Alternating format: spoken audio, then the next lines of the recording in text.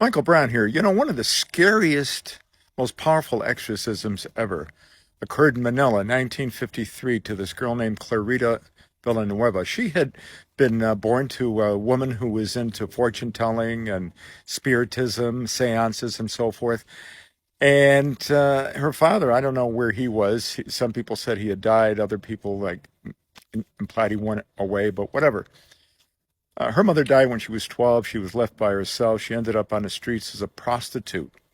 And at the age of 17, she went to Manila, and there she was arrested for prostitution and thrown into this old jail there in Manila that was 300 years old and had been a place of torture in past decades and centuries.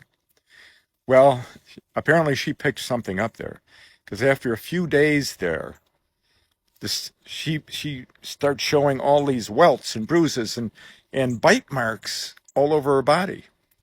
They thought she was doing this, or it was a psycho-emotive type reaction of her body or whatever. That's what they first accused her of. The problem was that it wasn't something she could have been doing. When the mayor himself went there, because everyone was upset. There were policemen all around, and reporters by this time made news all across, not only just Manila and the Philippines, but in America and Europe and Canada and so forth. All these people were gathered around her. At one point, 100 people witnessing stuff. These marks would appear. They start getting scared. When the mayor put his hand over her hand, a bite mark appeared on her finger, even though his hand was over it. She wasn't biting herself. And some of the bite marks were on her back and on the back of her neck. She couldn't have done that. She said it was caused by these two entities. One was this big, tall, 9 or 10 foot man with this curly hair, a burly guy who had buck teeth, not just in the front, but all around, and fangs. And then she said the second one was kind of a dwarf with an angelic face, but a mustache.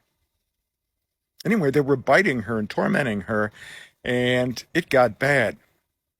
One day, a psychiatrist was in there, a doctor was in there, and he told her, "Oh, you're just doing this yourself. You're making it up." And her eyes turned like snake eyes, and she said, "You will die."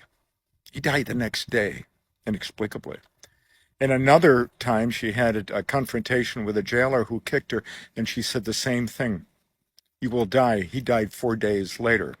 Finally, she was delivered by this minister, but boy, not before terrorizing the jail and terrorizing Manila.